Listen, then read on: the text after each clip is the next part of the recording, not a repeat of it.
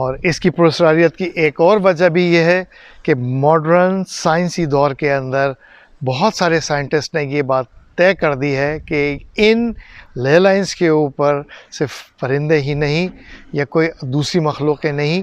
بلکہ ایلینز کے جو اسٹار شپس ہیں یا جو ان کی اڑن تشتریاں ہیں یا یو ایف اوز ہیں،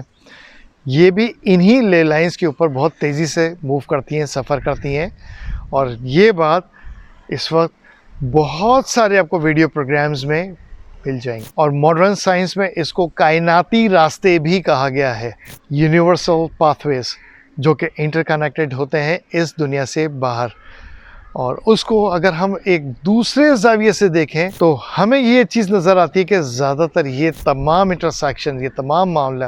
پتھروں کے حوالے سے جڑے ہوئے ہیں. پہاڑی علاقے ہیں یہاں پہ، انہی راستوں پر، انہی پاتھ ویز پہ ماڈرن سائنٹسٹ اور بہت سارے ریسرچرز جو کہ اس سیکرٹ سوسائٹیز کے ساتھ بھی جڑے ہوئے ہیں، اور بہت سارے منحرف سیکرٹ سوسائٹی کے ممبرز جو کہ سامنے آ چکے ہیں، ان میں سے کئی کو قتل بھی کیا جا چکا ہے، وہ اس بات پر بضد ہیں، وہ اس بات پہ راضی ہیں. ان کی یہ اسٹیٹمنٹس آپ کو انٹرنیٹ پہ بھی مل جائیں گی، ان کی لکھی ہوئی کتابوں بھی مل جائے گی کہ انہی پاتھ ویز کے اوپر، انہی راستوں کے اوپر پورٹلز بھی موجود ہیں، اور یہاں سے زمین پر اور زمین سے کائنات کے کسی حصے میں ٹیلی پورٹ ہوا جا سکتا تھا اور ہے. اب ہے کا مجھے نہیں معلوم، مگر میں اتنی بات جانتا ہوں کہ رسول اللہ صلی اللہ علیہ وسلم کی بعثت کے بعد یہ پورٹلز کا معاملہ تو ختم ہو چکا ہے.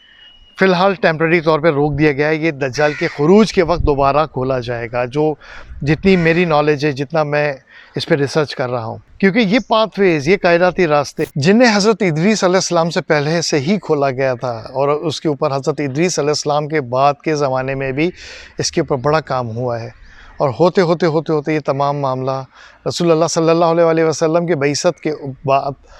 جس وقت ان کو اللہ رب العزت نے ان کو 40 سال کی عمر کے اندر